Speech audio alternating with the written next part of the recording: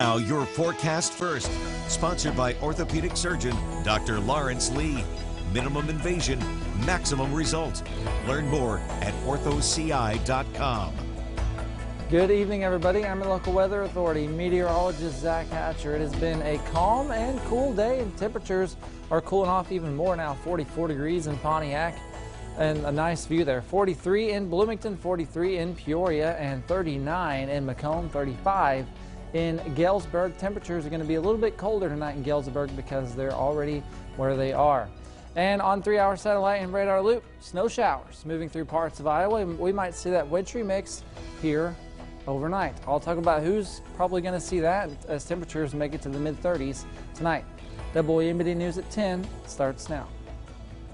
Tonight at 10, 4 dogs taken from their Bartonville home have been reunited with their owner. With an investigation underway, one of the suspects speaks only to WMBD. And going above and beyond for the future of America, why Lindi Jenkins and Jessica Carreos are this week's CI heroes.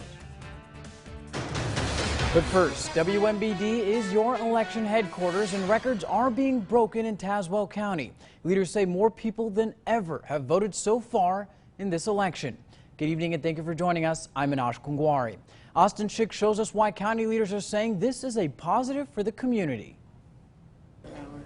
An election many experts predicted would produce record numbers and voting turnout is proving true in Tazewell County. This is the first time I've ever early voted. Sunday marked the last day for off-site in-person early voting at the county's 4 temporary locations. County Clerk John ACKERMAN says in previous years a good day was 60 voters. This weekend alone, he says nearly 5,000 showed up. That's almost as many people showing up in one weekend as showed up for the entire 26th election in person for early voting. ACKERMAN says in the last 2 weeks, more than 13,000 people came out to vote early in person, and that's not including the mail-in ballots. I think uncertainty here lately of, with COVID spiking back up a bit, of, well, what would November 3rd hold? Will there be a chance of polls being closed? Phil Johnson voted at the Washington location Sunday and says he was planning on showing up early to beat the lines on Election Day, but says he couldn't wait much longer to have his voice be heard. It's the most important right.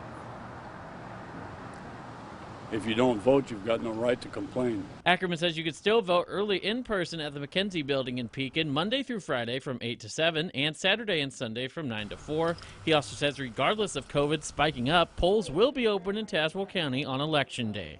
In Tazewell County, Austin Schick, WMBD News. McLean County Clerk Kathy Michael is assuring Twin City voters they need not worry about casting their ballot this election. Although the FBI has announced they found evidence of foreign interference in this year's general election, Michael says at this time none of their election systems have been compromised. In an effort to address recent posts on Facebook, she's also fighting back on rumors that Illinois Governor J.B. Pritzker is considering closing polling places due to the recent spike in cases. In a statement to WMBD, she wrote, quote, "We want to make it clear, as of today, all polling places will remain open Tuesday, November 3rd from 6 a.m. to 7 p.m. The city of Bloomington may add another official holiday to its calendar, but it may come at a hefty price. Tomorrow night, the city council will meet to vote on an item that would make Juneteenth a city holiday. According to the agenda, the cost to give city employees the day off would be north of $160,000, money that could come from taxpayers. The idea came from council member Mboka Mwambwe, who believes the holiday will help community members better understand each other. The meeting starts at 6 o'clock. Peoria City Council members are coming up with a plan to address and eliminate racism in the community. Mayor Jim Ardis and Councilwoman Rita Ali are proposing a racial justice and equity coalition consisting of 15 to 20 people. The decision comes after civil unrest riddled the nation and central Illinois following George Floyd's death. On Thursday, both the city and county governments will meet to approve or reject that proposal.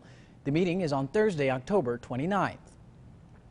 After allegedly being taken from their home, 4 puppies were finally reunited with their owner. Austin Schick spoke with him yesterday and shows us why he says his family is now complete. Nate Bartell says his family is now complete. The 4 puppies that were stolen from his Bartonville home on Monday returned without a scratch. But he's not yet fulfilled, saying those involved should be held accountable. A trip to school took a turn for the worst. Nate Bartell was on his way to drop his kids off in Germantown Hills when he claims 4 men working broke his door down. They had been working on the building behind my house for roughly a week.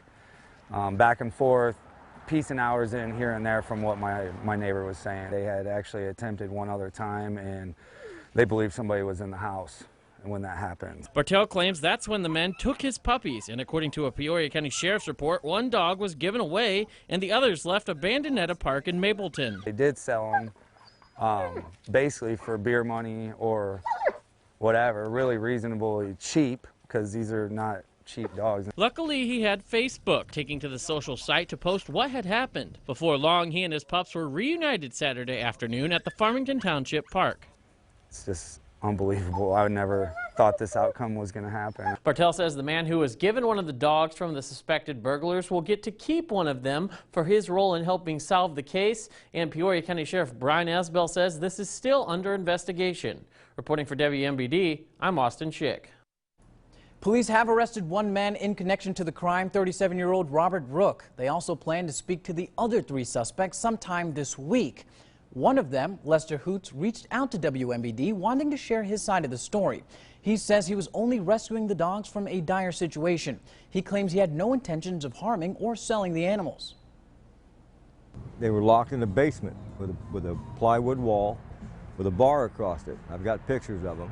There's 4 puppies and a mother, all in bad shape. They were locked in. They were in there for days. I wasn't selling these animals. It wasn't for a profit. I gave them to people that was going to take care of them, and then I had to go get them back. He claims the dog's owner runs a puppy mill and starved the dogs, a claim Nate Bartel told us is not true. Hoots is supposed to report to the Peoria County Jail on Monday to talk to deputies. The sheriff says all parties are innocent until proven guilty.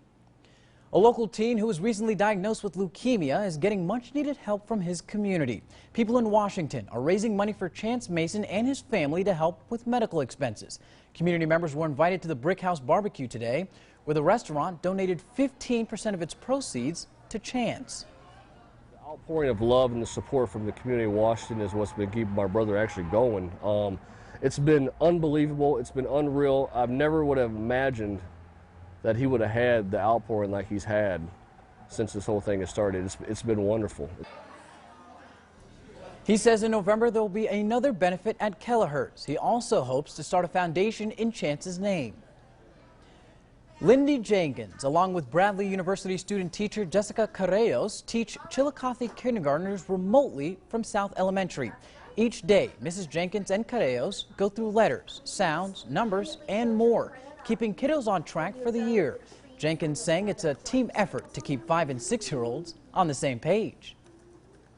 We build the plane as we fly it, that's kind of the saying this year. But just wrapping my head around like what their schedule looks like and, how to meet each family's needs at home has really been the focus, and just making sure, we're adapting that to work for them. Tune in Monday night for our CI Heroes series with Rebecca Brumfield on WMBD News at 10. You'll also see how the kindergarten team works together to keep all kids on the same learning track.